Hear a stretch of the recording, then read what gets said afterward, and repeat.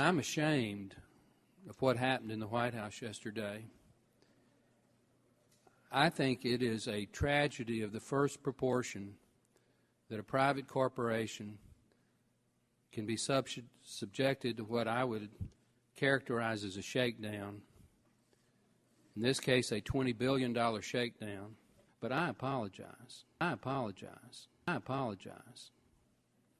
I do not want to live in a country where any time a corporation does something that is legitimately wrong is subject to some sort of political pressure that is, again, in my words, amounts to a shakedown. I apologize. I can't possibly know the basis on which that decision was taken. I'm afraid I can't recall that, and I don't recall that either, I'm afraid. Again, I was not involved in decision-making. It means I can't answer your question in that form. I can't recall that number, I'm afraid. I can't answer that question because I wasn't there. I'm afraid I can't recall. I'm afraid I can't recall that either. That was a decision I was not party to. I don't know.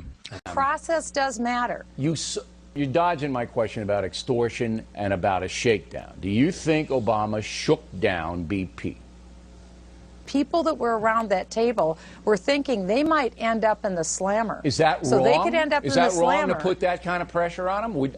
I think you do it. Would you think about it. You think about it. Here you have the President of the United States threatening criminal action. They could end up in the slammer. So are they going to take money from the shareholders to give to the President, maybe to keep themselves out of jail? I'm just asking. But I'm okay with it. Are you okay with it? I'm okay with it. Process does matter. Okay, the process does matter, and I'm with you on that, is that I don't mind Obama looking at these guys saying, you better do the right thing, or we're coming after you with everything we have. I want him to do that.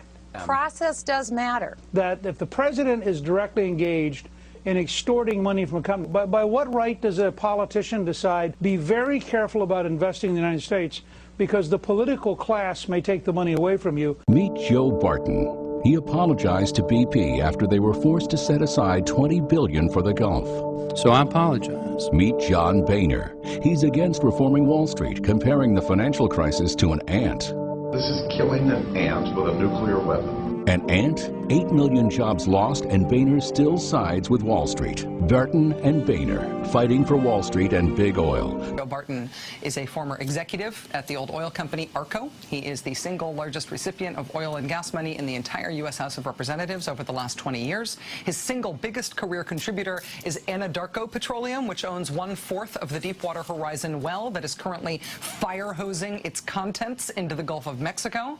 Monday morning, a call-in radio talk show after the Redskins have blown another one.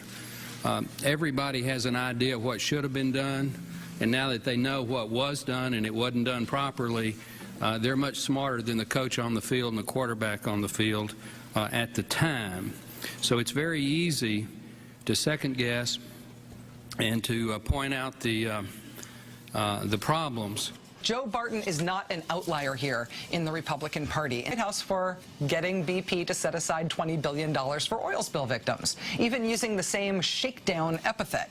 The House Republican Study Committee isn't a little outlier either. It's not some one random congressman from Texas tied to the oil industry. The House Republican Study Committee is 114 House Republicans. It's nearly two-thirds of all Republicans in the House.